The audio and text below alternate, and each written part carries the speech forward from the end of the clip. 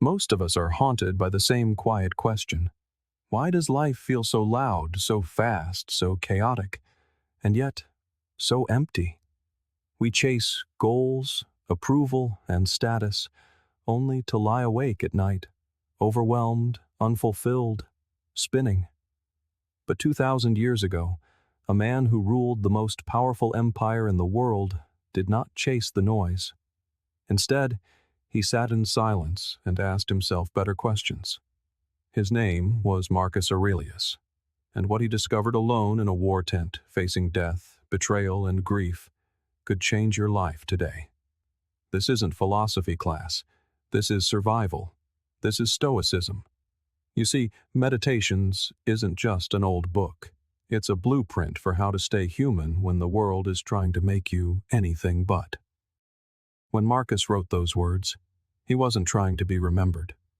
He was trying to hold on to his own sanity, his own goodness, in the middle of pain, politics, and pressure most of us can't even fathom. And the extraordinary part is that what he figured out then applies to everything we're still struggling with now. So if you've ever felt like you're trying to hold it all together in a world that won't stop falling apart, this is for you. Not because Stoicism is some trendy self-help hack, but because it's real, it's raw, and it was built for people like us.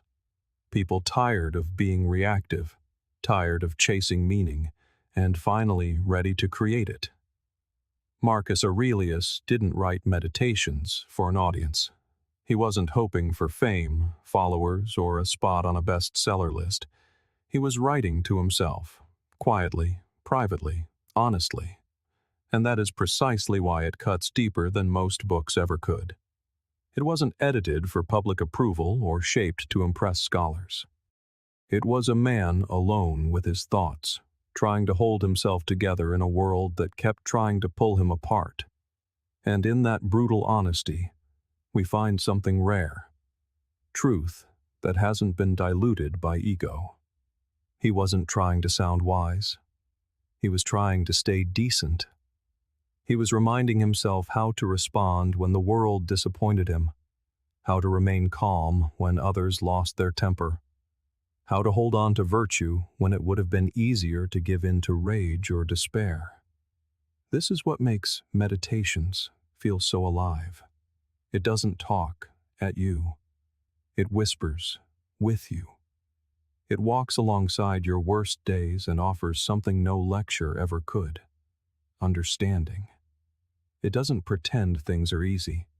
It just insists they are worth enduring. You read it, and you don't see a marble statue of a perfect man. You see a ruler facing plagues, wars, and betrayals, a father burying his children, a husband losing his wife, and still trying to get up in the morning and act with dignity.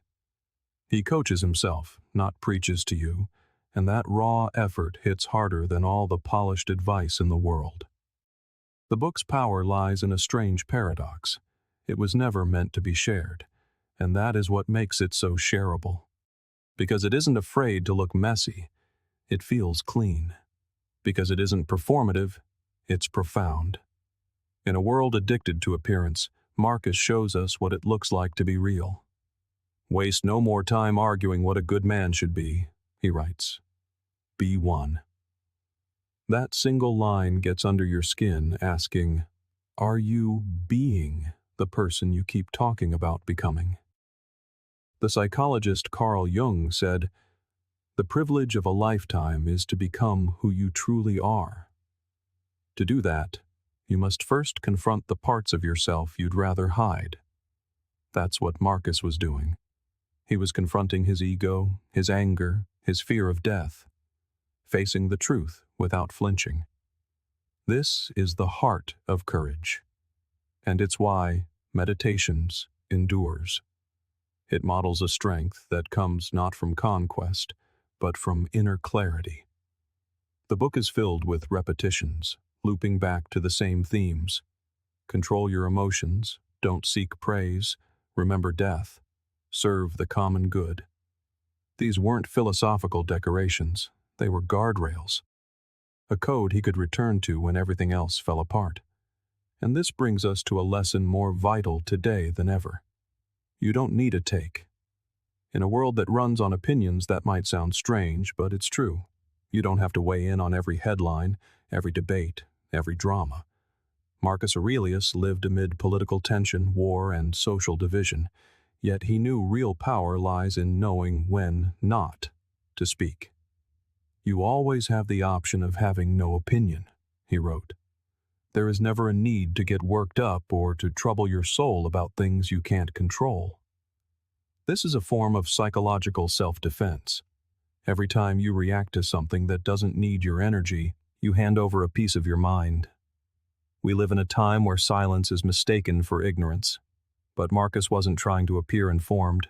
He was trying to be free. And freedom, in the Stoic sense, is not being pulled by every passing emotion, every noise, every impulse to react. This isn't about apathy. It's about discernment. It's about filtering what enters your consciousness, recognizing what deserves your energy and what is just noise. Noise feels urgent, but it rarely offers anything in return. Wisdom, on the other hand, waits. It observes the storm but doesn't step into it unless necessary.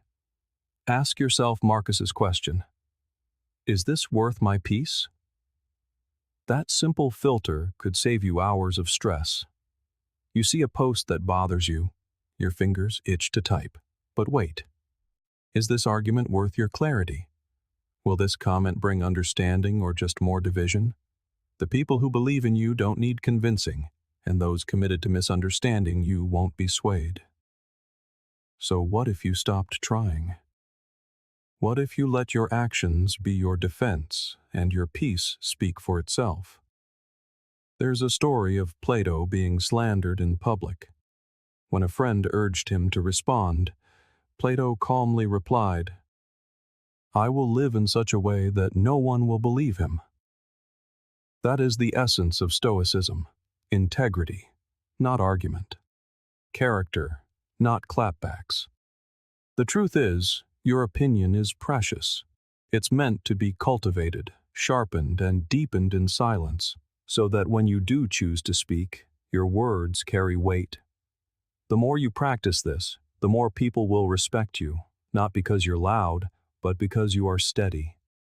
In a world of noise, your calm becomes a kind of authority. That is what Marcus was building: a quiet power, a durable peace. He wasn't pretending to be flawless. He was holding himself accountable, one mistake at a time. Much of his wisdom comes from where he fell short. That isn't weakness. That is what growth looks like. He reminds us that strength isn't about control, but character, and that peace isn't something the world gives you. It's something you build from within. Silence isn't the absence of a voice. It is the presence of strength. It is the space between stimulus and response, the space where your freedom lives. Let that be your power. Let that be your peace. This was not a record for the ages, but a conversation with the self. And in that intimate dialogue, you do not find a man boasting of his triumphs. You find a man admitting, time and again, where he faltered, where his emotions won the day, where his ego surfaced, where he strayed from his own values. He wrote, "When you wake up in the morning, tell yourself, the people I deal with today will be meddling, ungrateful, arrogant, dishonest, jealous, and surly." This is not a motivational quote. This is a man coaching himself through the coming frustrations, a leader preparing his mind not to lash out, not to judge, but to meet the world with unwavering steadiness. Because Marcus knew something we so often forget. Strength is not born from pretending to be above the struggle. It is forged within it, by choosing not to be broken by it. We live in a culture obsessed with image, with curating the flawless life, with projecting an air of absolute certainty. But Marcus wasn't performing. He was examining. In fact, many entries in his meditations feel like mental corrections in real time. He'd write something like, "Don't be overheard complaining, not even to yourself." That wasn't him judging others. That was him checking himself. This is the demand of Stoicism, not that you never fall, but that you are unflinchingly honest when you do. As the psychologist Carl Jung would later write, "Until you make the unconscious conscious, it will direct your life, and you will call it fate." Marcus was engaged in this very act, dragging the unconscious into the light. Every flicker of frustration, every shadow of a flaw, every emotional spiral, he did not bury them. He wrote them down. He looked them in the eye, and in doing so, he refused to let them own him. Growth does not look like a highlight reel. It looks like wrestling with your own thoughts. It looks like waking up and realizing, "I failed yesterday, but today I will try to be better." That is the real work. Not climbing to some imagined peak of enlightenment, but simply staying aware, catching the slip before it becomes a fall. Consider the last time you overreacted, said something you regretted, or held a grudge for far too long. What did you do in the aftermath? Did you cast blame outward? Did you rationalize your actions? Or did you, even in the quiet of your own mind, find the space to say, "That was on me"? That single moment, that tiny, difficult acknowledgement, is what Marcus practiced every single day, and that is where growth lives, not in perfection, but in self-awareness. Aristotle wrote, "Knowing yourself is the beginning of all wisdom." Marcus took this wisdom not as a concept, but as a daily command. Every day he checked in, not with others, but with himself. Am I being ruled by fear, by anger, by ego? These were not passing thoughts. They were his discipline. They were his mirror. And that is the difference between one who wants to look wise and one who becomes wise. One avoids their mistakes, hides them, denies them. The other exposes them, examines them, and learns from them. In one passage, Marcus reminds himself, "If someone is able to show me that what I think or do is not right, I will happily change, for I seek the truth." From an emperor, the most powerful man on earth, this level of humility is staggering. And it isn't merely poetic, it is powerful. Because true growth does not come from clinging to the belief that you are right. It comes from the willingness to change your mind when a better truth reveals itself. And isn't that the battle most of us fight every day? The tension between the need to look right and the courage to be right. Between defending our pride and admitting we have more to learn. Marcus leaned into that tension. He let it teach him. Plato called the first and greatest victory the conquest of the self. This was the war Marcus waged daily, quietly, imperfectly. His true adversaries were not armies on the frontier, but the impulses within, his frustration, his need to control, his desire to retaliate, his hunger for recognition. He met these inner enemies not with force, but with awareness, and sometimes with surrender. That is what true accountability is. Not punishment, not shame, but presence. Owning your part, seeing yourself clearly, and choosing, each time, to rise a little higher. His writings are not a monument to his greatness, but a workshop for his character. He corrected himself over and over. He would write, "At every hour, give your full concentration. Do everything as if it were the last thing you were doing in your life." He wasn't preaching. He was whispering a reminder to his own tired soul. Because like all of us, he got distracted. He got emotional. He forgot what mattered. And instead of hiding that human frailty, he wrote it down.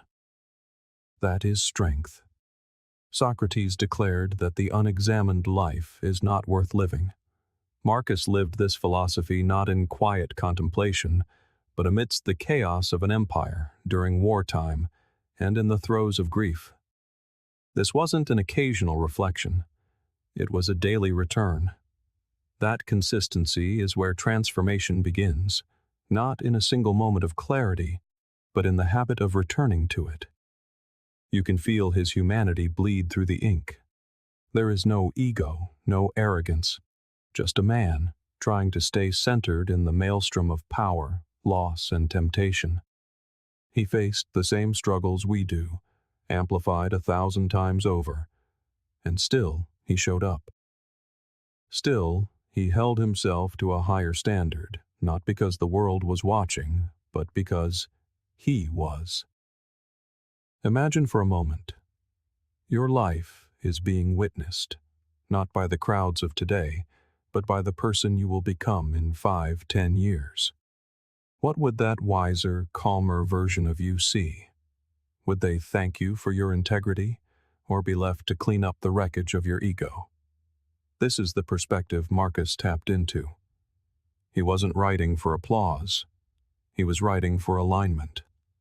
He was staying accountable to the one person he could not deceive, himself.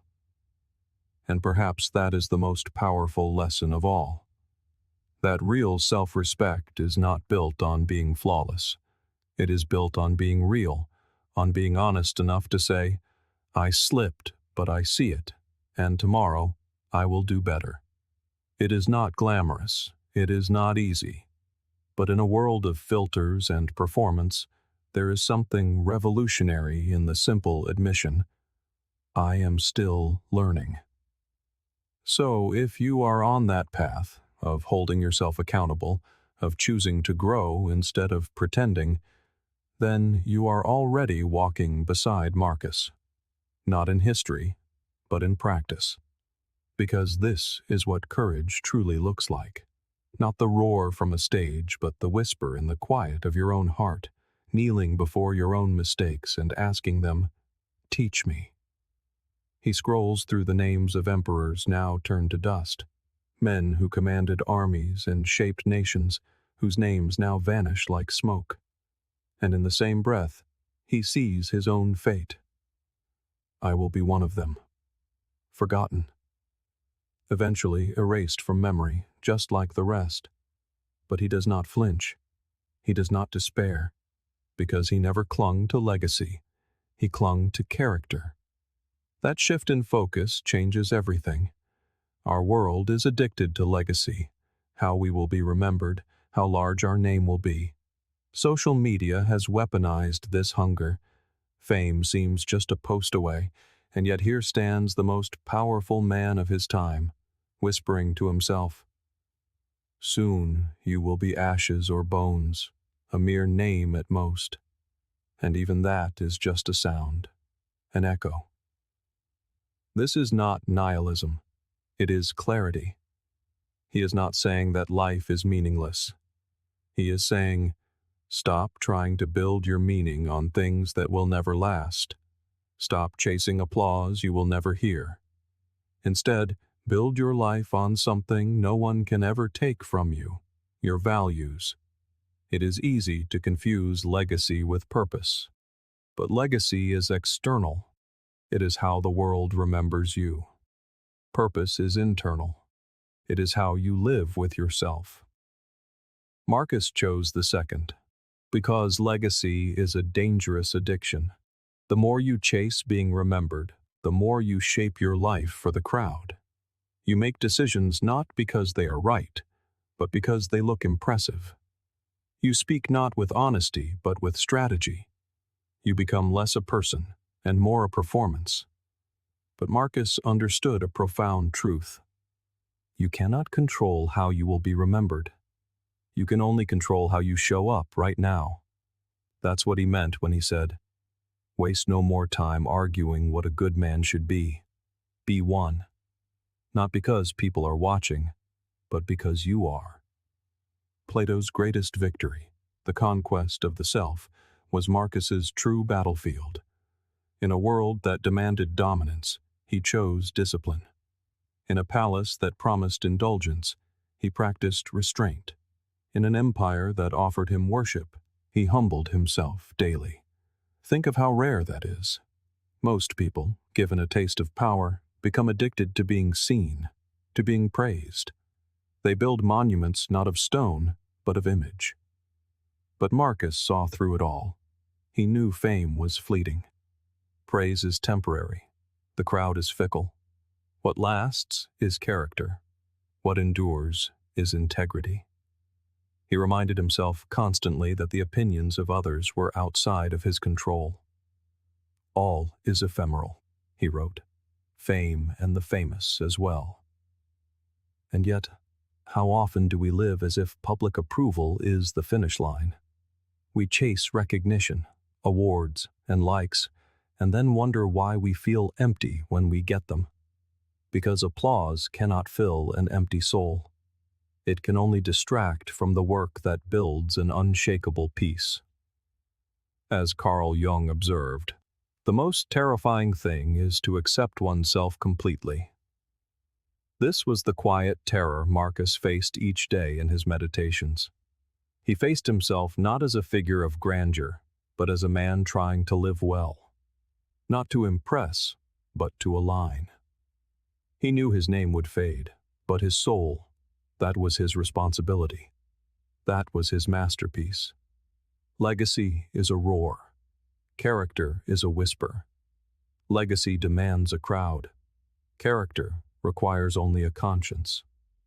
Legacy asks, "What will they say about me?" Character asks, "What do I know to be true?" And here is the irony. If you live for legacy, you may lose both legacy and character. But if you live for character, sometimes legacy follows, quietly, naturally, as a side effect, not a goal. Marcus made decisions with virtue in mind, not history, and because of that, history remembers him, not for his conquests, but for his convictions. He reminds us that the size of your stage does not determine the strength of your soul. You don't need an empire to live with integrity.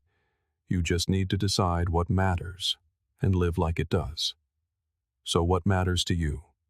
Fame or peace? Recognition or integrity?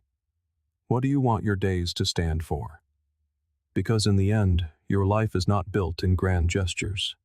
It is forged in the small, unseen moments. When you return the shopping cart, when you admit you were wrong, when you stay honest, even when it costs you. When you keep your word, not for credit, but because it is who you are. Marcus wrote, "If someone can prove me wrong, I will gladly change." That is the mark of a man obsessed not with looking right, but with being real. That is what makes his wisdom last. Not that he had all the answers, but that he kept asking the right questions. Questions like, what kind of person do I want to be? Am I living that way? He knew that time would erase his name, that the Roman Empire would fall, but he also knew that courage is timeless, that discipline, humility, and reason echo far beyond any headline or statue. So perhaps the goal is not to be remembered. Perhaps the goal is to be real, to live in such a way that even if no one ever tells your story, the people you touched will never forget how you made them feel, not because you were impressive, but because you were grounded, honest, present. Do not build your life chasing applause you will never hear. Build it on values you will never regret. Let your name fade. Let history forget you. But let your soul remain intact. And when you lie down at the end of the day, may your peace be your legacy. Plague, war, betrayal, the unbearable grief of burying a child again and again. Marcus endured it all, and still, he kept showing up. Day after day, page after page, he returned to his journal, to his discipline, to his principles, because he understood a truth we so often forget. The storms of the world do not have to become the storms of the soul. He did not let heartbreak make him bitter. He let it make him better. And there is a profound difference between the two.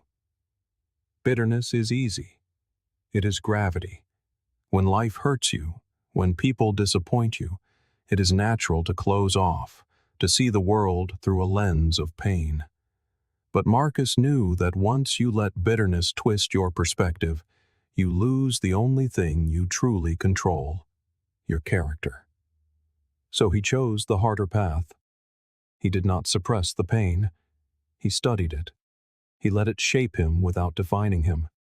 His mantra, etched into the pages of his journal, was not a theory. It was a lifeline. You have power over your mind, not outside events. Realize this, and you will find strength. Because the outside events were a relentless deluge, Marcus could have collapsed. He could have turned cruel, cynical, but he chose to keep showing up, fully, honestly, even when it broke his heart.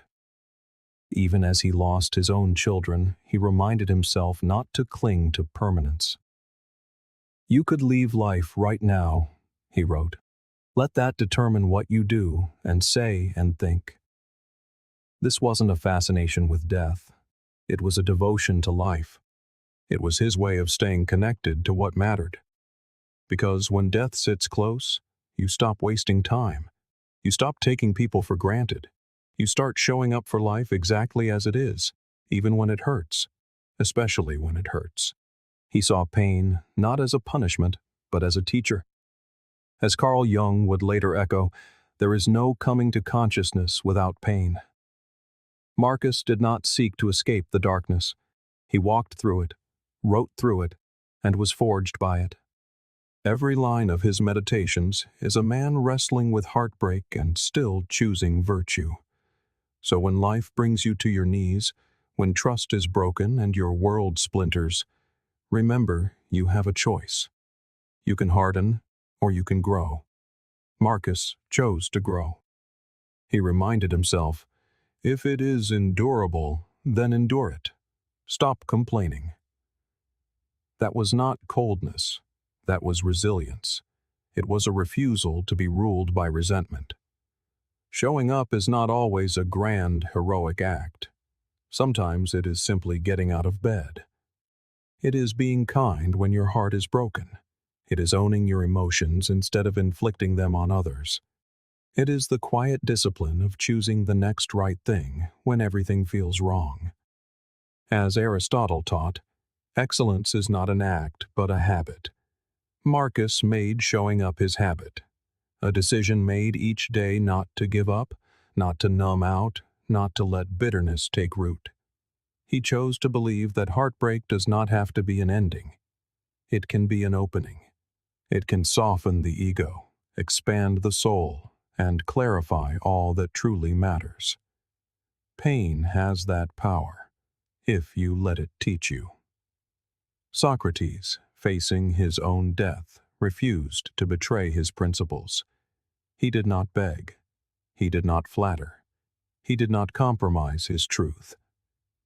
He stood in his truth, calmly, firmly, fully present, because, like Marcus Aurelius, he understood that circumstances do not define your strength.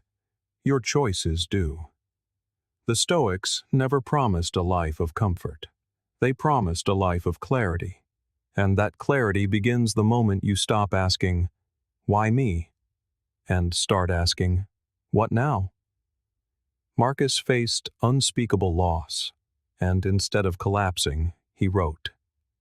Instead of hiding, he led. Instead of growing cold, he turned inward. He wasn't pretending to be okay. He was practicing the art of being unbroken. That is real strength. Not the pretense that life is fine, but the choice to live fully anyway. When everything feels as if it's falling apart, your relationships, your career, your very sense of self, you possess one power no one can ever take from you. The power to stay engaged. Not with perfection, but with presence. The power to keep showing up, to breathe, to reflect, to act from a place of virtue instead of pain. Marcus could have written bitter accounts of his reign. He could have used his immense power to rewrite history, to blame his enemies, to justify his pain. Instead, he wrote meditations, not for glory, not for sympathy, but for self-correction, for realignment, for remembering what truly mattered. He asked himself, again and again, "What is within my control?" That question was his anchor, and it can be yours too. No matter what you are facing, betrayal, loss, heartbreak, disappointment, you have a choice. Will you let this experience close your heart, or will you allow it to deepen your character? Bitterness is easy. Just stop caring. Build walls. Expect the worst. But that is not strength. That is fear in disguise. True strength is vulnerability disciplined by will. It is the quiet courage to say, "Yes, I have been hurt. Yes, I feel lost. But I still choose to love. I still choose to lead. I still choose to live. Not perfectly, but honestly."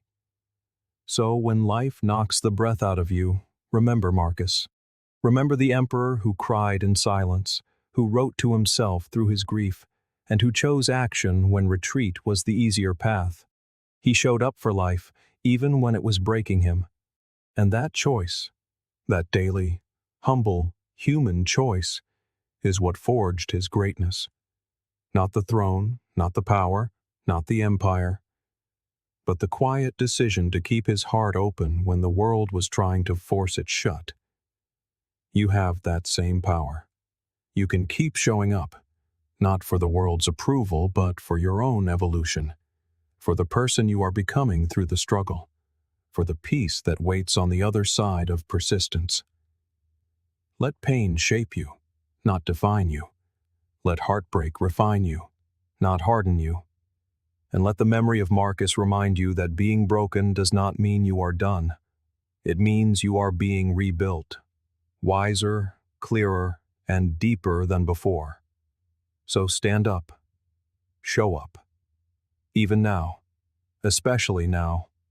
Your coworker, your ex, the driver who cut you off, they are not blocks in your path. They are the path itself.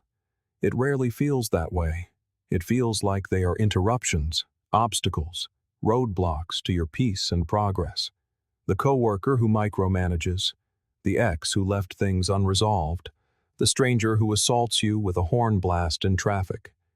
You tell yourself, "If only they weren't in the way, I would be fine." But Marcus Aurelius reminds us, they are the way. People, he wrote, are your proper occupation. Not your distraction, not your excuse, but your work. Not to fix them, not to judge them, but to meet them as tests of your own discipline, your kindness, your values. That is the part we so often miss. We think growth happens in solitude, in silence, on mountaintops or meditation cushions. But it is easy to be calm when no one is annoying you. It is easy to be kind when no one is triggering you. The real test, the true measure of who you are, is how you respond to the people who challenge your ego, your patience, and your expectations. Marcus knew this because he lived it. He wasn't journaling from a peaceful monastery. He was writing while leading armies, managing senators, grieving lost children, and navigating betrayals in his own court. Every day people pulled at his energy, tested his integrity, demanded his time. And instead of resenting them, he used them as mirrors, as reminders, as practice. The impediment to action, he wrote, advances action. What stands in the way becomes the way. When he said that, he wasn't just talking about illness or misfortune. He was talking about people. Because nothing triggers us more swiftly than other people. They push our buttons, stir our insecurities, and reflect the parts of us we have not yet mastered. But if you let them, they also reveal your growth, your gaps, and your grace. Let's be honest. It is easy to love humanity in theory. It is the people in real life who make it hard. the friend who flakes, the boss who criticizes, the parent who never seems satisfied. And yet, these are the moments that define you, not just as a Stoic, but as a human being. Carl Jung once said, "Everything that irritates us about others can lead us to an understanding of ourselves." This is precisely what Marcus practiced. He didn't just tolerate people, he used his reactions to them as signals. If he felt anger rising, it was an invitation to study it. If he felt superior, it was a cue to check his pride. If he felt annoyed, it was a challenge to choose patience. This isn't about letting people walk all over you. It is about not letting their behavior knock you from your own path. The truth is, anyone can meditate in a quiet room. The real work is staying centered when someone is disrespectful in a meeting, when your ex sends a passive-aggressive text, when your first instinct is to respond to rage with more rage. Marcus didn't aim to control others. He aimed to master himself. And that is the only real power any of us truly have. He reminded himself, it is not things that upset us, but our judgments about them. He knew that people don't upset us merely by existing. It is our expectations, our attachments, and our reactions to who we think they should be that cause us pain. So what if you dropped the judgment? What if you saw each difficult person as a trainer, showing up to refine your patience, sharpen your understanding, and expose the parts of you that still need work? You don't need more peace and quiet to grow. You need the humility to find your growth in the chaos, in the conflict, in the discomfort. Your co-worker's negativity becomes your training ground for compassion. Your ex's bitterness, a test of your boundaries. That rude driver, a masterclass in self-regulation. They are not obstacles. They are the curriculum. Think of it like this. You are a sculptor, and these people are the chisels. Not because they are right, but because they shape you. They force you to clarify your values, your reactions, your very identity. As Plato wrote, "Be kind, for everyone you meet is fighting a hard battle." Marcus used this idea not to excuse poor behavior, but to remind himself that empathy is a component of strength, that understanding is a part of wisdom, and that kindness is not weakness. It is evidence of inner mastery. After all, anyone can snap, anyone can retaliate. But to remain composed when provoked, that is power. The person who triggers you the most is your greatest teacher. Not because they are wise, but because they reveal your edges, the places where you still react instead of respond, where your ego still takes the wheel, where your principles begin to waver. And that is where the real work begins. Imagine, you walk into work, and a colleague makes another passive comment. You feel your body tighten, your mind race for a comeback. But then, something shifts. You remember this is not about them. This is about you, your center, your standard. So instead of reacting, you breathe. You return to your principles. You choose the higher response, not because they deserve it, but because you do. You deserve to live untangled by pettiness, unshaken by immaturity, uncontrolled by the chaos of others. That is not weakness. That is Stoic strength. Marcus knew the world would never stop testing him, that people would never stop being people. So he stopped expecting them to change and focused instead on mastering his own mind. He wrote, "When someone does wrong, you must forgive him, not because he deserves forgiveness, but because you deserve peace." That is the essence of Stoic resilience. Not reactive, not passive, but principled, steady, and awake. And to be clear, this does not mean you must stay in toxic situations. It means you stop outsourcing your inner state to external behavior. You can walk away and still be kind. You can set boundaries and still show grace. You can disagree and still remain composed. Because real discipline isn't about suppressing emotion, it's about channeling it with awareness, turning anger into clarity, turning pain into insight, turning conflict into practice. Socrates said, "The greatest way to live with honor in this world is to be what we pretend to be." Most people pretend to be above the drama, only to fold when challenged. Marcus aimed to live it, to embody the very values he wrote about. And that is why he kept reminding himself, the world does not owe you peace. You must cultivate it. And you cultivate it in the hard moments, not in theory, but in real time. When someone disrespects you, when someone misunderstands you, when someone disappoints you, and you don't let it make you smaller. You don't let it harden you. You meet it with clarity, with courage, with compassion. That is Stoicism lived, not just studied. That is what Marcus meant when he said, "People are your proper occupation. Not that you must fix them, but that they give you the opportunity to practice every virtue you claim to believe in. Patience, wisdom, courage, discipline, forgiveness. These are not ideas, they are actions.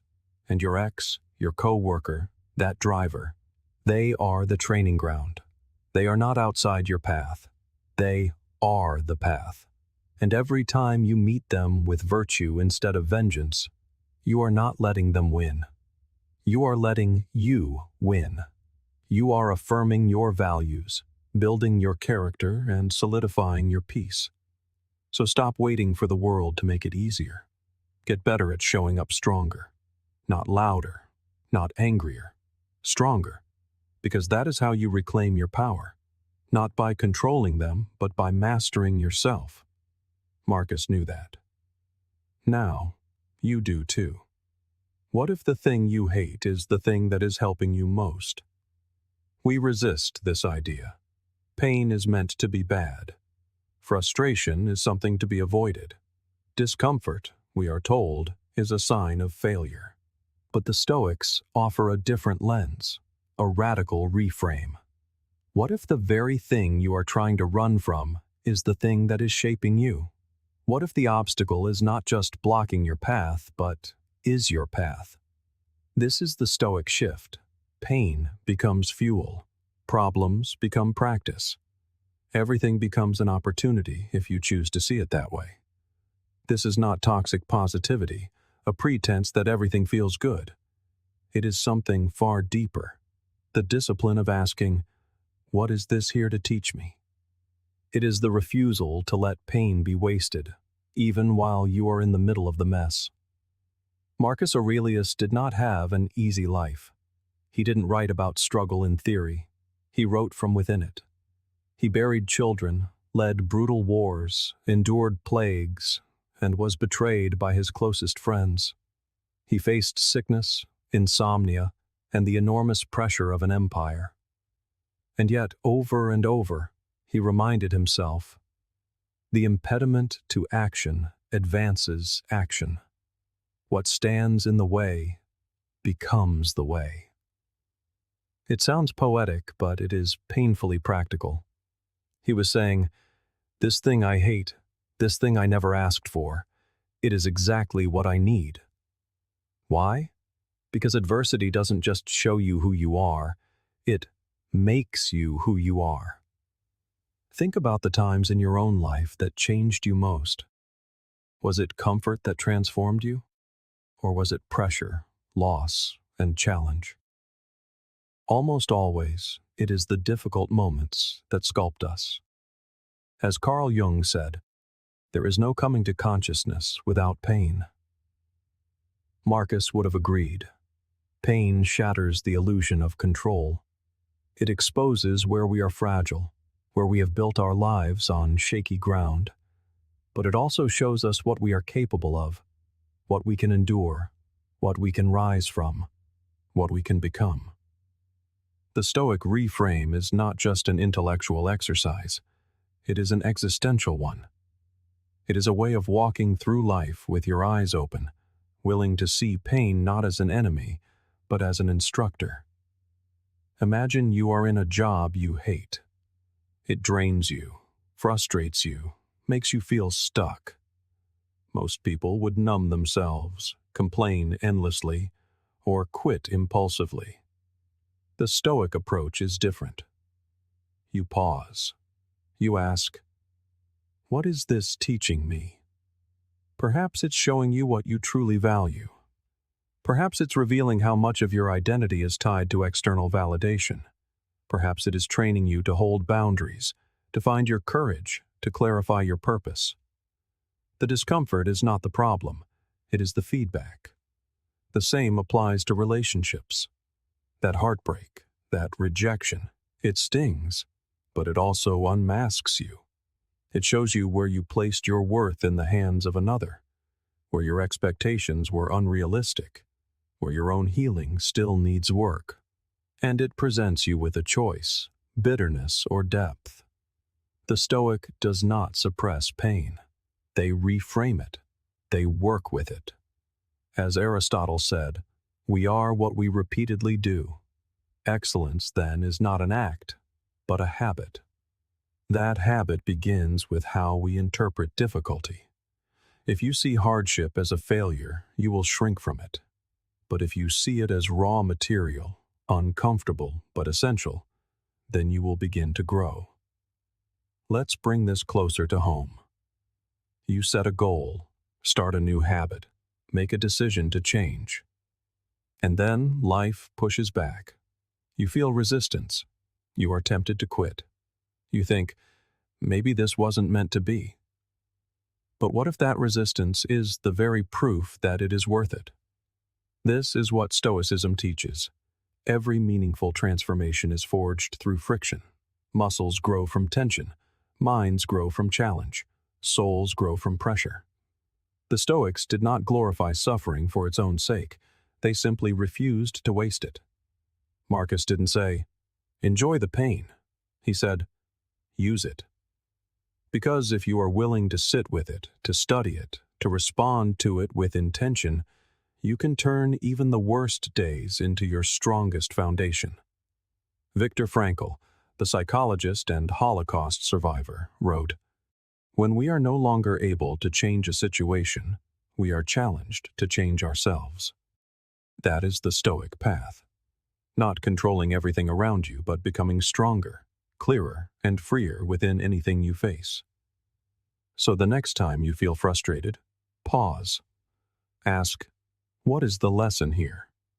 The next time you are hurt, pause. Ask, what is this revealing about myself? The next time life feels unfair, pause. Ask, how can I rise through this, not just survive it? That is not weakness.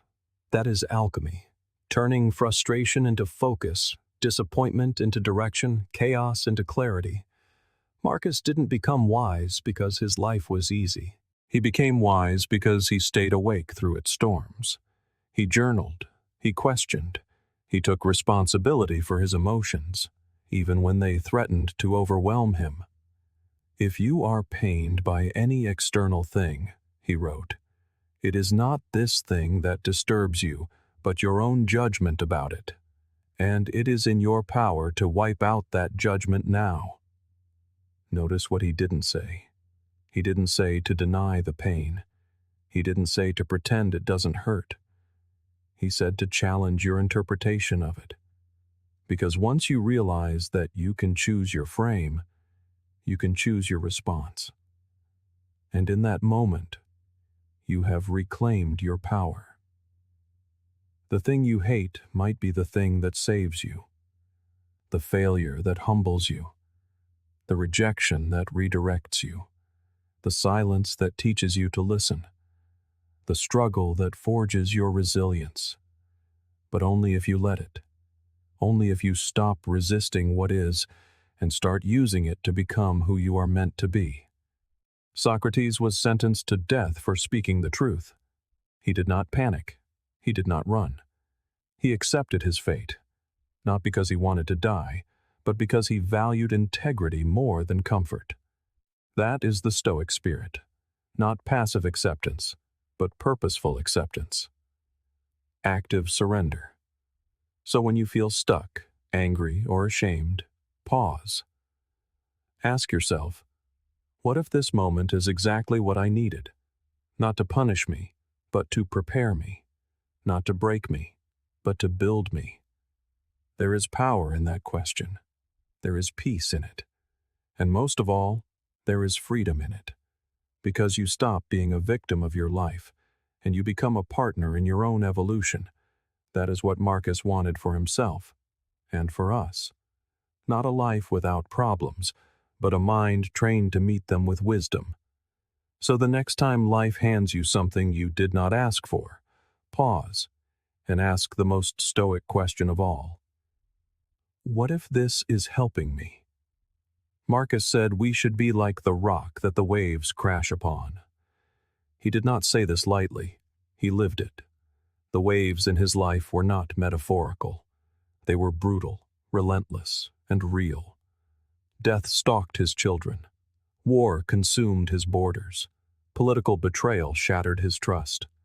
He was the emperor of the most powerful empire in the world, yet not even he could command the storms of life to cease. He could not stop the waves. So instead, he became the rock, still, present, unmoved. Because life will never stop throwing storms at you. It does not care about your good intentions. It does not adjust itself to your plans. There is no celestial break room, no timeout, no final destination where everything is finally stable, easy, and calm. That is a fantasy. And the faster you let go of it, the freer you become. The Stoics did not waste time dreaming of a perfect life. They trained for the one they had. Marcus wasn't looking for a way around adversity. He was looking for a way through it. That is what the rock represents. Not perfection, not denial, but preparation. The disciplined mind that says, I may not choose the storm, but I will choose how I stand within it. And that is where your true power resides. We are taught to flinch from pain, to chase comfort, to back away when life gets messy. But what if the storm is not here to break you? What if it is here to reveal you? Marcus believed it was. He believed the waves of life do not just test you. They show you who you are. And when you don't like what you see, that becomes your work. So you learn to stand still. Not out of apathy, but out of awareness, out of depth. For stillness, in the Stoic sense, is not an absence of feeling. It is the refusal to be governed by it. It is the wisdom to feel the storm in its entirety, yet not lose your footing. And that kind of stillness, it is rare, and it is powerful. This is what is meant by presence. It is not a matter of volume, but of gravity, an inner weight you cultivate moment by moment, decision by decision, through every crashing wave. Let's make this personal. Imagine you are blindsided. A relationship ends unexpectedly. A job dissolves. A trusted friend betrays you. Your instincts scream for you to react, to panic, to collapse. But then, a quieter voice speaks from within. Hold. Breathe. Stay with this. That moment of pause is the crucible of change. It is where the rock begins to form. You don't have to be flawless. You don't have to feel ready. You simply have to stop giving your strength away to the chaos. You don't chase the wave. You don't become the wave. You endure it. And in that endurance, you learn that it always passes. You begin to understand that stillness is not inaction. It is intention. It is a presence that allows you to respond with clarity instead of reacting with chaos. This is not coldness. It is inner power. Anyone can explode. Anyone can shut down. Anyone can scream back at the storm. But the one who remains grounded, thoughtful, and composed, that person becomes unshakable. They become what the world needs but rarely sees. As Aristotle wrote, anybody can become angry. That is easy. But to be angry with the right person, and to the right degree, and at the right time, and for the right purpose, that is not easy. This is the discipline Marcus was practicing. It was not suppression, but discernment. He was not emotionless. He felt deeply, but he understood that emotions are weather, while identity is the ground beneath. If you confuse the two, you will forever be carried away by the next storm. So, the goal is not to avoid storms. The goal is to build an inner foundation that is wider than the waves, deeper than the winds, a foundation that can hold still even when the world around you cannot. And yes, it will be tested. You will be criticized, misunderstood, overlooked, and hurt. You will be tempted to break your own character just to make a point. But here is the truth Marcus lived by. Nothing is worth your peace. Nothing is worth your integrity. The moment you let outer chaos dictate your inner compass, you have lost more than any enemy could ever take from you. And so, you keep standing. Not for applause, not to prove a point, but because you have decided who you are. Storms do not rewrite identity, they reveal it. As Carl Jung said, only what is really oneself has the power to heal. And healing begins when you stop pretending to be the storm and start becoming the rock. When you no longer seek control over everything around you, but start developing mastery over what is within you. That mastery isn't loud. It doesn't beg to be seen. It simply is, like a rock in the surf, like the calm in the eye of a hurricane, like a soul that remains rooted even when the ground shakes. The next time life throws a wave at you, and it will, ask yourself, am I going to collapse into this? Or am I going to remember that I do not have to move just because something tried to move me? The storm will pass, and you will still be here, unshaken. But let us go deeper. What does it truly mean to love your fate, not merely when it is gentle, but when it feels profoundly unfair? It is to step into a higher order of personal responsibility. It is to say, even this, yes, this too, is part of my story. It means respecting not only the chapters you like, but also the ones that nearly broke you. The fire does not choose what is thrown into it. It simply takes everything and burns brighter. And here is what most people never realize. The very parts of your life that felt like punishment may have been the precise preparation you needed for what you were born to do. Perhaps that painful relationship taught you boundaries. Perhaps that job you lost taught you your true value. Perhaps that illness forced you to look inward for the first time. The lesson is rarely clear when you are inside it. Clarity comes with time, with courage, and with a willingness to ask not, why is this happening to me? But rather, who am I becoming because of it? That is the Stoic lens.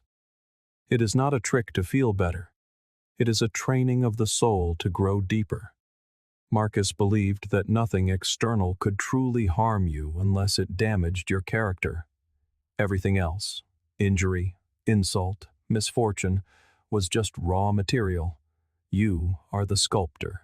You decide what shape it takes in your life. So when the world throws its worst at you, you mold it. You reframe it. You declare, this will become part of the foundation I stand on. This will become something useful. It is a practice, and like all practices, you will not always get it right. There will be days you curse the pain, days you slip back into old habits of resentment. But even that becomes part of the work. Growth is not a straight line. It is a spiral staircase. Sometimes you circle back to a familiar place, only to realize how far you have truly come. And through it all, the fire still burns. Remember, every time you say, this shouldn't be happening, you reinforce the belief that life must obey your expectations. But it never will.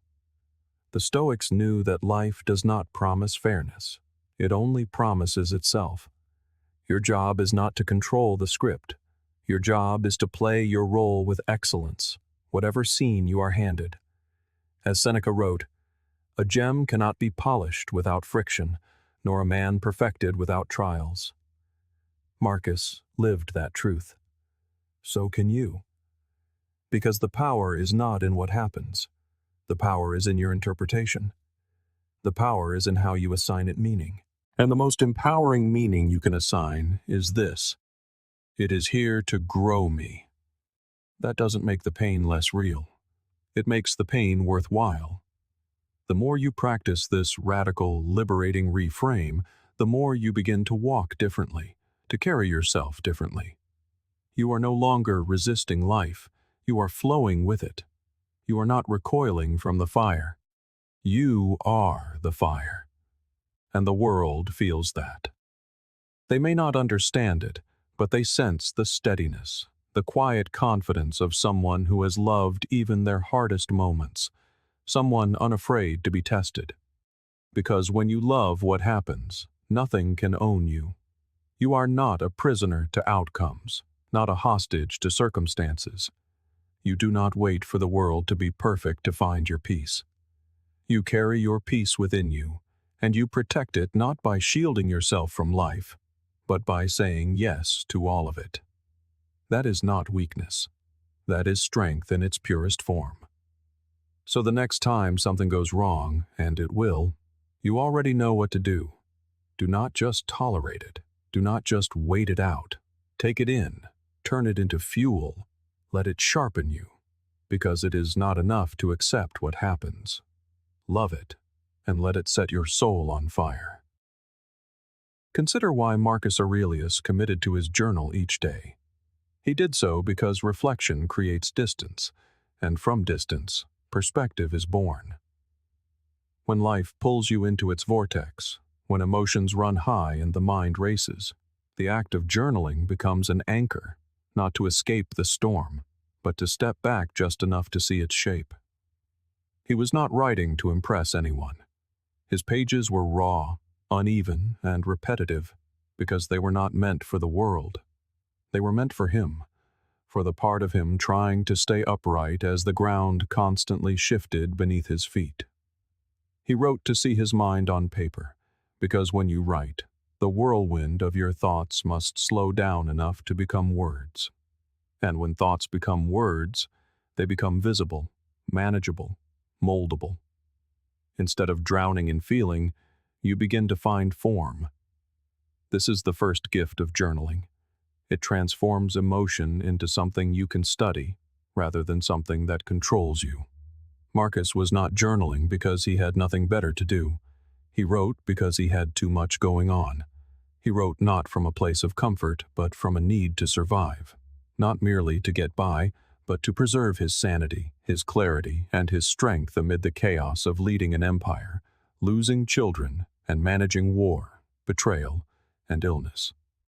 When he said, "You have power over your mind, not outside events," this was not an abstract theory. It was earned wisdom, captured in writing during moments of deep inner work. Writing creates that sacred space. When something frustrates you, the mere act of putting it into a sentence can reduce its hold on you. It forces you to name what you are experiencing, and naming is power. Carl Jung spoke of how the unconscious rules us from the shadows. Journaling brings the unconscious into the light. You face your thoughts without flinching. You sit with the truth and invite it onto the page. And once it is there, you can begin to ask, where am I lying to myself? Where am I avoiding responsibility? Where am I falling into patterns that no longer serve me? Marcus did this constantly, questioning himself more than anyone else, not from self-hatred, but from a love for the man he was trying to become. The journal was his chisel, every entry a strike of self-honesty. This is Stoicism. Not detachment, but radical ownership of your inner life. And writing is one of the most powerful tools for that ownership. We live in a noisy world where everyone wants to speak and few want to understand, where everyone wants to react and few take the time to reflect. Marcus chose reflection. Writing trains your perception. It sharpens your ability to observe yourself without judgment, to ask, what am I truly feeling here? What is underneath this anger, this fear, this pride? In that slowness, insight emerges. The Stoics knew the danger of unexamined emotions. Uncontrolled emotion is what destroys empires, ends friendships, and blinds judgment. That is why Marcus wrote, "A clouded mind cannot lead, not a country, not a family, not even itself." So he wrote reminders and corrections. Some entries are stern, others heartbreakingly tender. He was talking to himself, but in doing so he ended up talking to all of us. We read Marcus today because he dared to think through the chaos instead of just reacting to it. When you pick up a pen, you are doing more than recording your day. You are excavating your soul. You are saying, I will not be a prisoner of my mind. I will become its master, thought by thought, word by word. Journaling does not always feel profound.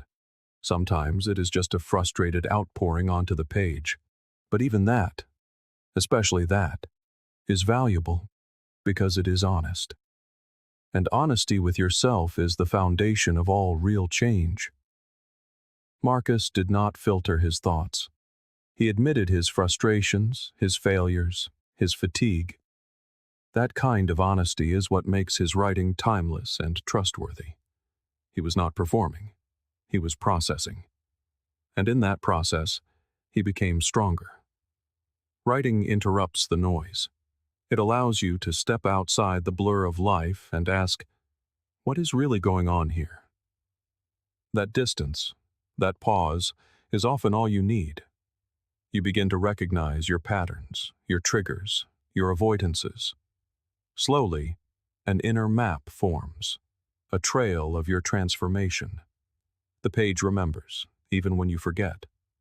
It shows you where you acted from ego and where you chose strength, where you blamed others and where you showed compassion.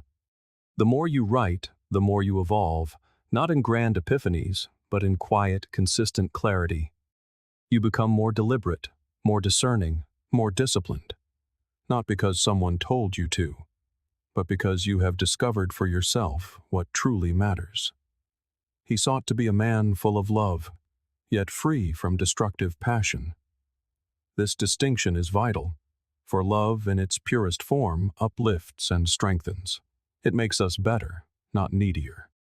But when that love is distorted by uncontrolled passion, it can become the very force that weakens and undoes us. Marcus Aurelius understood this. He was not striving for emotional suppression. He was training for emotional clarity. You see, unchecked passion consumes. It clouds judgment and pulls you out of your center. The Stoics saw this not as a sign of life, but as a failure of discipline, not because they were cold, but because they understood how easily the flame of love could turn into a destructive wildfire. Marcus wanted to love rightly, with steadiness, perspective, and strength. This is the rarest kind of love, the kind that does not panic when someone pulls away, that does not crumble under rejection, that is born not from hunger, but from wholeness.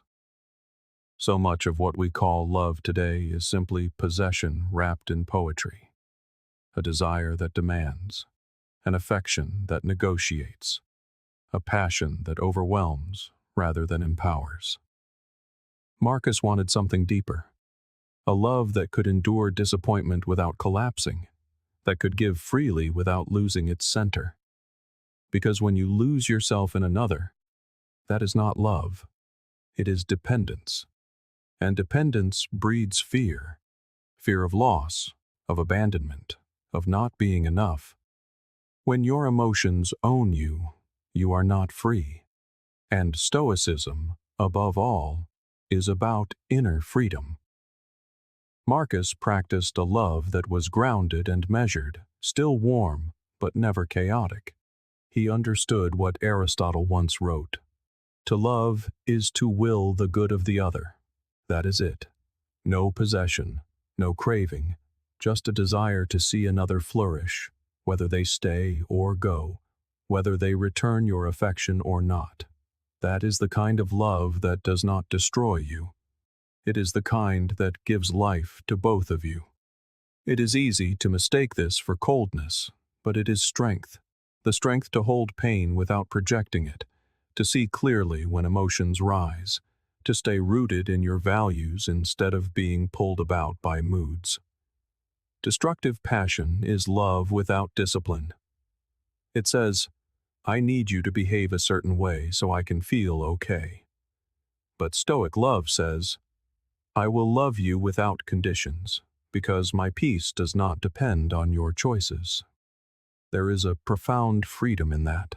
When Marcus wrote of temperance and reason, he was building an inner structure that could hold both love and logic. That balance must be built day by examining your impulses, by watching how you respond when you feel hurt or ignored. That is when you train. That is when you ask, am I acting from my highest self or from my wounded self? The Stoics were not against emotion. They were against being ruled by it. Emotional clarity means knowing what you are feeling and choosing how to respond. It means pausing long enough to ask, is this love or is this attachment? Is this compassion or is this control? That pause changes everything. Most people do not pause. They react. They lash out. They cling. They run. And then they call it love. But real love has room for breath, for thought. It does not rush you into madness. It calls you into presence. Marcus knew that love without discipline becomes obsession, that compassion without boundaries becomes chaos. So he reminded himself that emotions are signals, not commands, that desire is natural but not always noble, and that even love must be brought under the guidance of reason. This was not emotional coldness. It was maturity. The willingness to love without addiction, to connect without losing yourself, and to care deeply, yet still walk away if that is what your values demand. This is a rare state of being, but it is possible, and it is worth the practice. For when your love is clear, unclouded by fear or need or the desire for control, you become profoundly trustworthy. You stop manipulating. You stop playing games. You become a person others feel safe with because they know you won't use their affection as leverage. And you feel safer too because you are no longer relying on others to complete you. You have completed yourself. You have built your own center. You have done the inner work. This inner work is what makes Stoic love so profound. It isn't showy or loud. It is steady. It is the kind of love that can sit with you in silence and feel no awkwardness. The kind that doesn't need constant expression to feel real, because it is expressed most powerfully in action, in presence, in consistency. We often think of passion as a fire that burns hot and fast, but the Stoics saw a different kind of fire, one that burns steady. It is the kind that warms without scorching, that lights your way without blinding you. That is emotional clarity. It is when you can say, I love you, and mean it, not because you want something from someone, but because you have chosen to offer something of yourself, freely, without strings attached. It is when you can walk through heartbreak and not let it harden you. When you can stay open in a world that gives you every reason to shut down. When you can feel deeply, yet still act wisely. This is not easy. That is why it is rare. But Marcus Aurelius shows us it is possible. He chose love, but he chose the kind that builds, that sharpens, that elevates. Not the kind that drowns you in longing or erodes your sense of self, but the kind that survives loss, that survives time, that survives even the death of the one you loved. Because the love was real, and real love leaves an imprint that chaos cannot erase. So, be full of love, but free of destructive passion. Be warm, but clear. Be kind, but rooted. Because the rarest kind of strength is this: to feel everything and still choose wisely.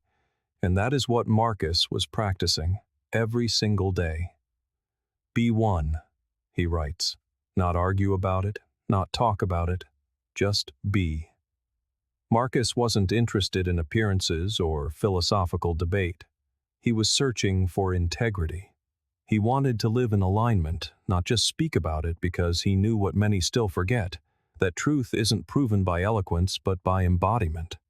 How many people preach patience but explode the moment things go wrong?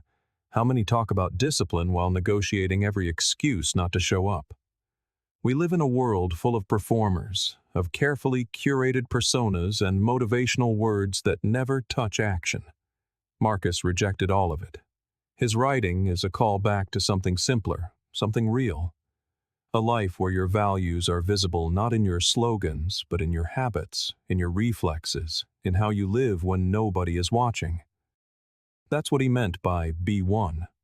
One mind, one standard, one way of being in public and in private. Not fractured by mood or the need for approval, not torn between what you say and what you do, but solid, whole, unified. Because wholeness is strength, and fragmentation, that inner split between your words and your behavior, is a weakness that bleeds into everything. Marcus didn't claim perfection. Far from it. He was often writing precisely because he had just failed to live up to his own standard. But he didn't defend his mistakes. He observed them. He learned from them. He used them to sharpen his aim. Every entry in his journal was a course correction, guiding him back toward the person he believed he could be. We all need that, because it's easy to talk about values when life is easy. It is in hardship that our true nature is revealed.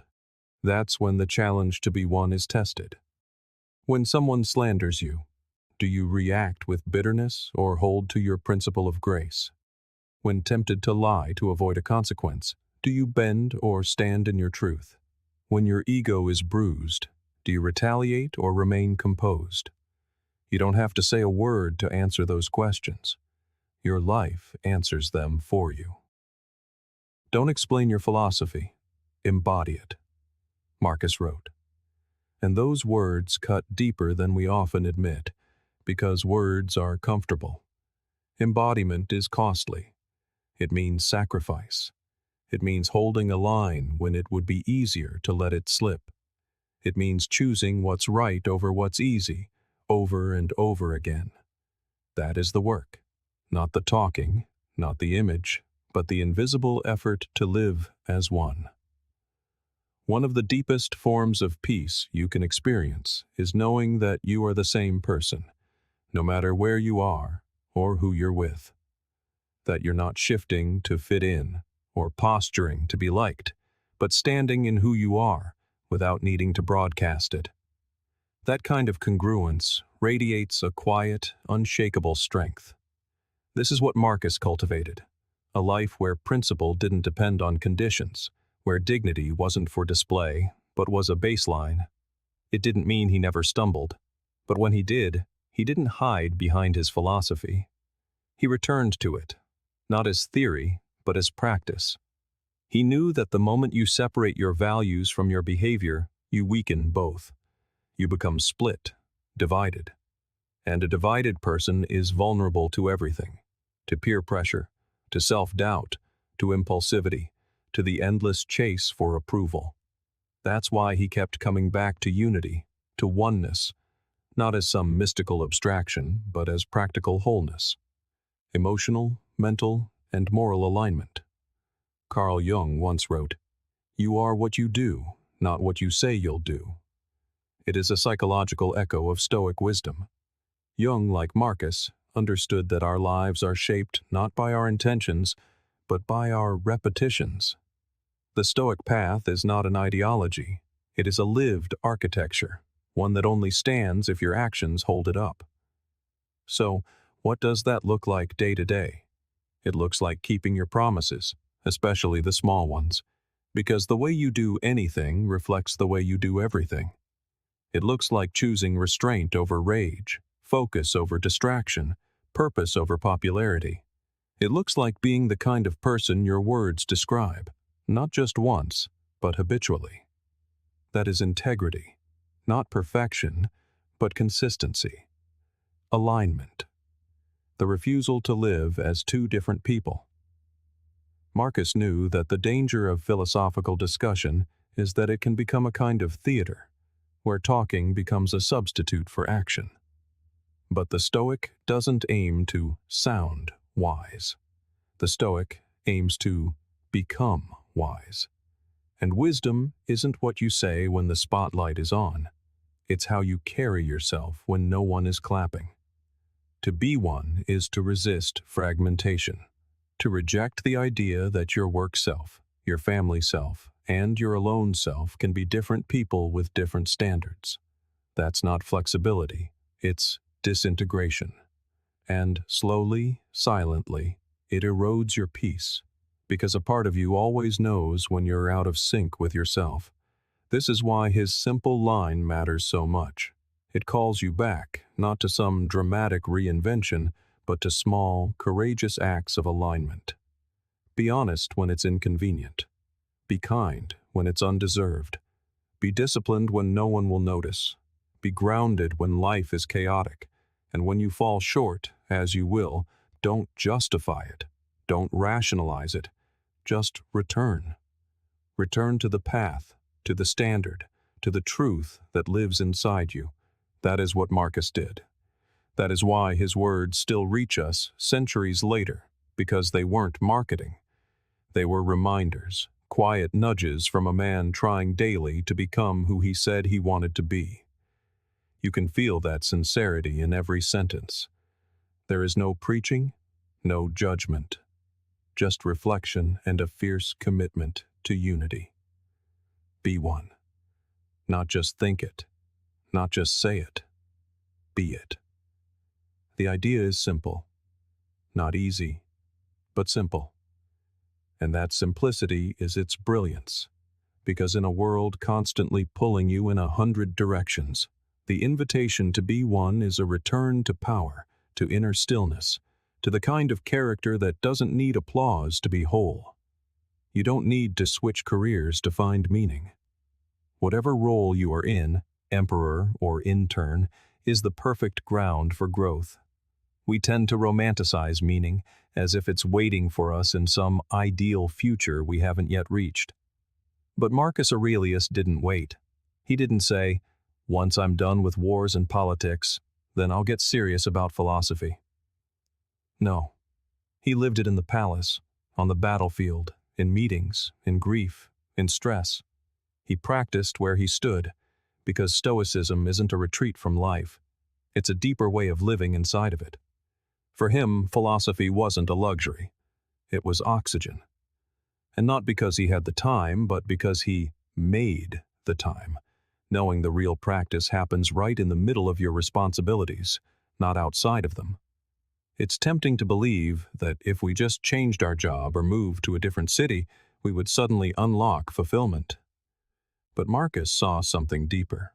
Meaning isn't about location, it's about attention. It's about how you choose to see and respond to your life right where you are. You can be a janitor with more wisdom than a CEO, or work the night shift with more purpose than someone with 5 degrees. Because purpose isn't a title, it's a posture. It's the decision to show up, eyes open, and ask, what kind of person am I becoming in the way I do this work?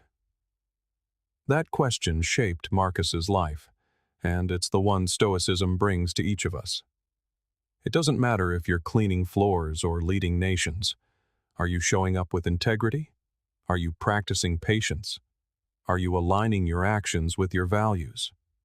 That is the Stoic scorecard, and it is the reason why meaning is always within reach. It's not about escaping where you are, it's about engaging where you are, fully and honestly.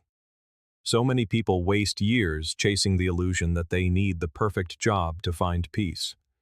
But Marcus reminds us that peace isn't found in escape, it's found in presence. Viktor Frankl, the psychiatrist who survived the Holocaust, wrote, "Life is never made unbearable by circumstances, but only by lack of meaning and purpose." That echoes the Stoic truth. Meaning isn't passive. It is created, forged in the fire of your daily experience. And what better place to practice than where you already are? The job you complain about. That is the classroom. The coworker who frustrates you. That is your teacher. The mundane tasks. That is your training ground. You don't have to love it all. Marcus certainly didn't love every part of being emperor. He often wrote about how draining the court could be. But he didn't use that as an excuse to check out. He leaned in. He brought his whole self to it, not a version sculpted by bitterness, but a version refined by discipline. He understood that the only thing worse than a difficult job is a wasted mind inside that job. This is where meaning hides, not in different circumstances, but in deeper attention. You don't need to abandon your life to live fully. You need to inhabit your day differently, to treat every task as a chance to embody your principles. Your boss's attitude becomes your test of composure. A tedious spreadsheet becomes a lesson in patience. A difficult customer becomes an opportunity to practice presence. This isn't about pretending menial things matter more than they do. It's about recognizing that you matter, and how you choose to handle those things reveals who you are becoming. The world doesn't need more people trying to escape their lives. It needs more people showing up for them, fully engaged, deeply grounded, and radically responsible. That is what Marcus modeled. We read his private thoughts today because he lived his philosophy in the pressure cooker of real life. You don't have to wear a robe or quote ancient texts to be a philosopher. You just have to decide that your character is your craft and your conduct is your curriculum. Philosophy isn't just for the monastery. It's for the meeting room, the construction site, the kitchen, the hospital shift at 2 a.m. Because if philosophy doesn't meet you there, in the midst of life, it isn't real. It's just performance. What Stoicism offers is not an escape, but a method for living sanely within the world. It doesn't say, run from your responsibilities. It says, bring virtue to them. It doesn't say, wait for the perfect job. It says, be excellent in the one you have. And if your situation is truly unsustainable, then of course, work to change it. But do not wait to live with purpose. Those virtues are available now, yours to practice right where you are. This is why Marcus's meditations are so powerful. He didn't preach from a place of ease. He was tired, overwhelmed, and losing people he loved, and still, he tried to show up with virtue. He didn't need a new life. He needed to stay anchored in his inner life. Perhaps that's what you need too. The truth is, you bring yourself wherever you go. If you are distracted and bitter in one career, that same version of you will show up in the next. The deeper shift comes from within. So the question isn't, what job will give me meaning? It is, how can I bring meaning to the job I have? That is where your power lives. That is where peace begins. Not in waiting for the world to align with you, but in choosing to align yourself with what matters, no matter where you are. That's not settling. That is sovereignty. Marcus knew he would be forgotten. Think about that. One of the most powerful men in history, ruler of the Roman Empire, looked at his life and saw how small it was in the grand sweep of time. And instead of running from that fact, he accepted it. He didn't place his worth in monuments or whether history books would remember his name. He simply wanted to be a good man while he was here. That is the part that hits the hardest. He just wanted to be good. Not famous, not praised, not immortalized. Just good. That kind of humility from someone in his position is almost impossible to imagine today, in a world where so many are chasing recognition and legacy. Marcus turned his attention inward. He focused on his character, not his image, because he understood a truth most people miss until it's too late. Your real legacy is not a statue. It's how you treat the person standing next to you.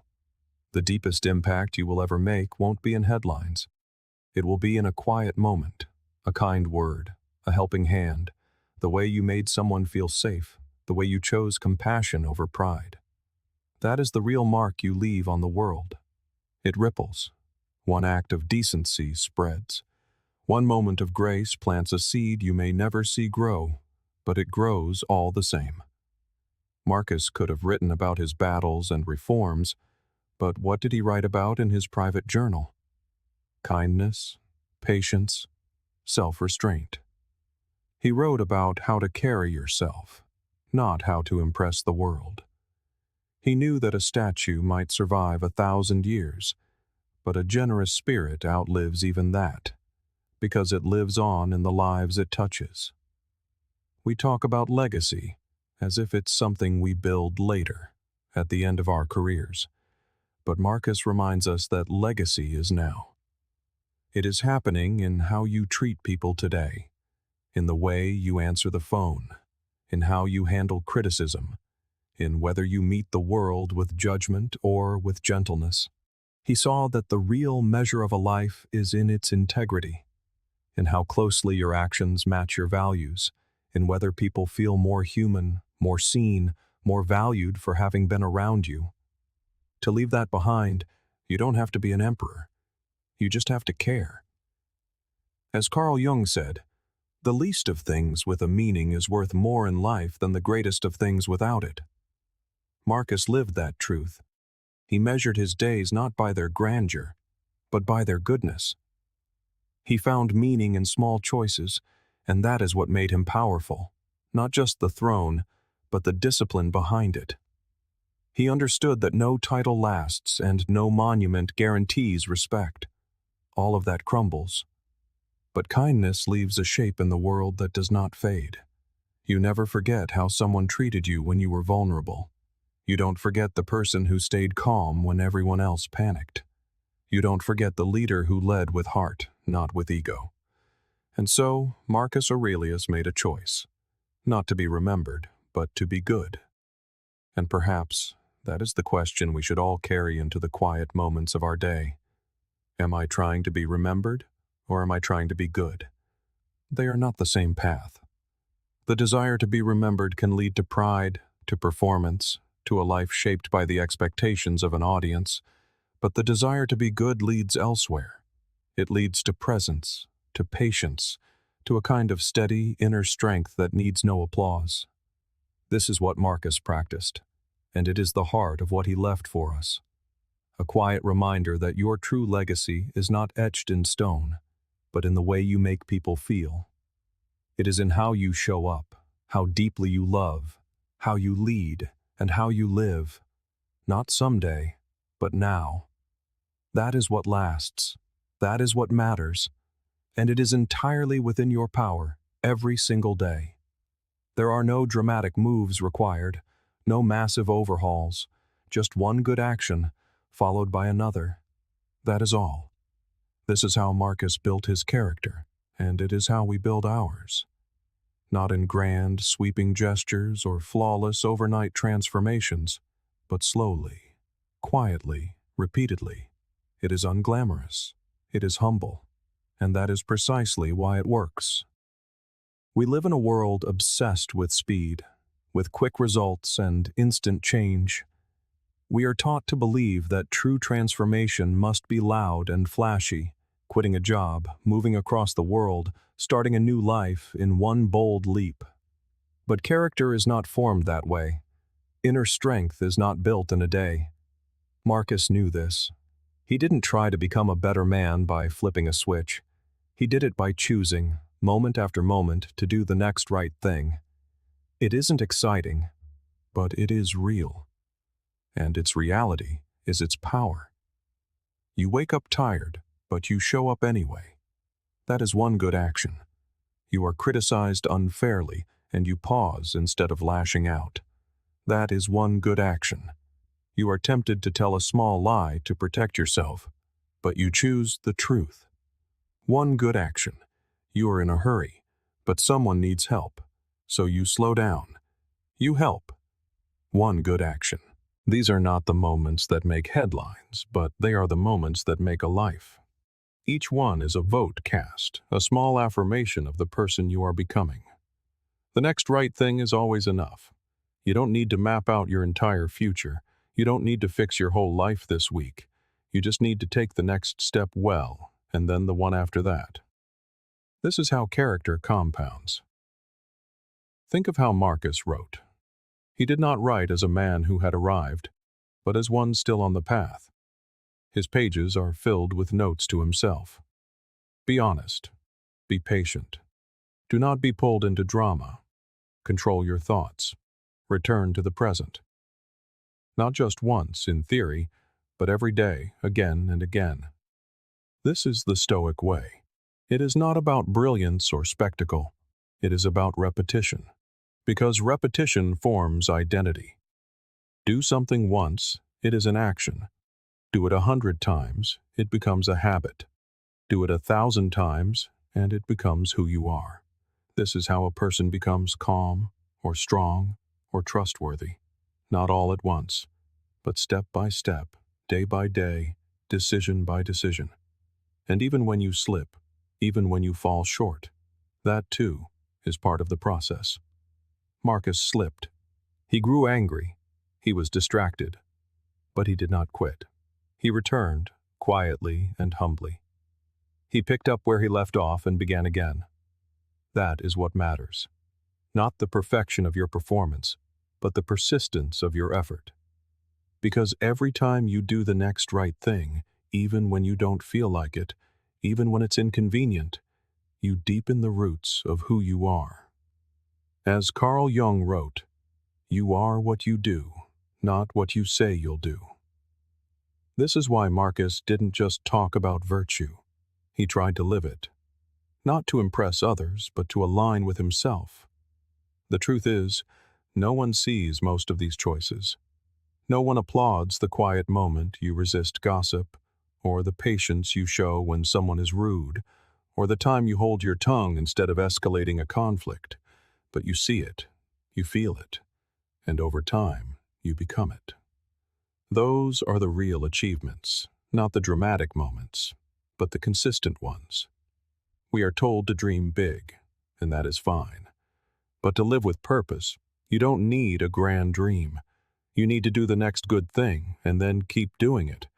That is what Marcus did, and it is what you can do today. So start small, stay steady, and let the life you build speak louder than any words ever could. But there is something even more important than taking the next right step. It is returning to it after you have lost your way. We all slip. We all react in ways we regret. We all make promises we then break.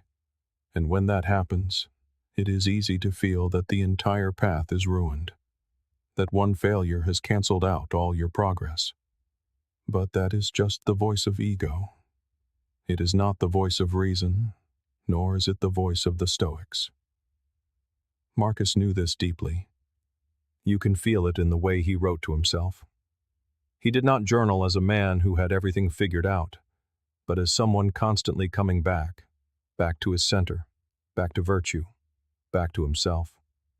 This is why his meditations still speaks to us. It was never about achievement. It was about alignment, again and again. No matter how many times you get it wrong, you can still choose the next right thing. This is the core of Stoic strength. Not perfection, but the refusal to abandon your path just because you took a wrong turn. Let's be honest. Starting is easy. Returning is hard. Anyone can feel motivated for a day. But what happens after a failure? After a setback that leaves you feeling ashamed? That is the moment that defines your growth.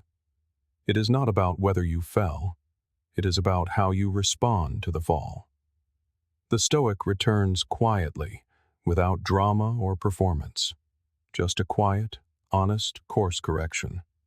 You don't need a full reinvention. You just need to come back to what matters.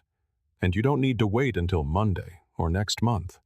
You can return now, in this moment. That choice to return is a rebellion against the voice that says, "You've blown it." It is a statement that says, "No, I am not done." Over time, those small returns become your true foundation. Carl Jung said, "I am not what happened to me. I am what I choose to become." That quote reveals its true depth when you realize it's not about grand transformations, but about the tiny choices that rebuild your alignment, moment by moment, especially after you have fallen out of it. Think of how you build trust. It is not by expecting perfection, but by watching how someone comes back after they have made a mistake. Do they admit it? Do they learn from it? This is how you build trust with yourself as well. Every time you return, you are telling yourself, "I have not given up on who I want to be." That voice is stronger than shame. Shame wants you to identify with your worst moment. Stoicism reminds you that you are not your worst moment. You are who you choose to be after it. The world celebrates streaks and big wins, but the Stoic finds victory in the reset. In the quiet morning when you feel exhausted, but you still sit in silence for 5 minutes. In the rough week when everything went wrong, but you still choose not to snap at your partner. In the failure where instead of hiding, you reflect. These are the real wins. They will not go viral, but they will build a life. Marcus failed. He got angry. He lost patience. And he wrote about it, not to shame himself, but to stay honest. He knew that self-deception is far more dangerous than failure. So he chose awareness. He chose responsibility. He chose to return. And you can too. Perhaps you lost your temper today. That does not make you a lost cause. It makes you human. The Stoic path isn't to pretend it didn't happen. It is to pause, reflect, and ask, why did that happen? What can I do next time? That moment of reflection is the return. As Seneca said, every new beginning comes from some other beginning's end. This includes the small restarts, the mental resets you choose each time you mess up, reset, realign, and grow. You start to expect missteps, not as failures, but as part of the training. You stop aiming for flawless days and start aiming for honest ones. You stop defining yourself by your bad moments and start defining yourself by your returns. This is a deeper kind of power. It is quiet, it is invisible, but it is what makes you unbreakable. The return is the proof of your strength, the root of your peace, the clearest sign that you are growing, not perfectly, but powerfully. Not with a big moment, but with a quiet decision to begin again. And then there is the part almost no one talks about, yet it may be the most important of all, the neutral good. The kind of action that is not flashy, not heroic, not dramatic, just quietly right. The thing you do when no one is watching, when no one will thank you, when no one will even know. This is the unseen architecture of the soul. Holding a door without needing acknowledgement, paying a bill on time, giving someone your full attention when your mind is pulled elsewhere, following through on your word simply because you gave it. These are not achievements the world applauds, but they are the very bricks that build a strong character. This is what Marcus understood. His teachings were never about showmanship. They were grounded in consistency, intention, and truth. We are taught to chase greatness in grand gestures, but greatness begins in the tiny, unseen ones. This is the secret no one tells you. Greatness is often boring. It is routine. It is the way you treat someone when you are tired, the way you speak when you have the power to lash out, but don't, the way you resist the temptation to cut corners. That is where real power lies, and most of the time, it is completely invisible. Stoicism does not care what others see. It is not a performance. It is a practice. Marcus wasn't trying to look virtuous. He was trying to be virtuous. And in that honest, unfiltered space, we see the truth. The work of becoming is done quietly in the small moments of solitude. If you live for applause, you will always be ruled by the outside. You will never feel whole. Stoicism flips this. It says, do what is right because it is right, and let that be enough. And it is more than enough, because over time, those tiny, unnoticed choices build someone you can trust, someone you can respect, someone who doesn't need the world's validation because they are grounded in what matters. As Seneca wrote, if you live in harmony with nature, you will never be poor. If you live according to what others think, you will never be rich. He was not speaking of money, but of peace, of the inner wealth of integrity. Integrity is doing the right thing, especially when no one is watching. And the beautiful part is, it takes no special talent. You don't need to be brilliant or successful. You just need to show up for your values, consistently. That is where true strength grows, not from being loud, but from being steady. When you live this way, something inside you shifts.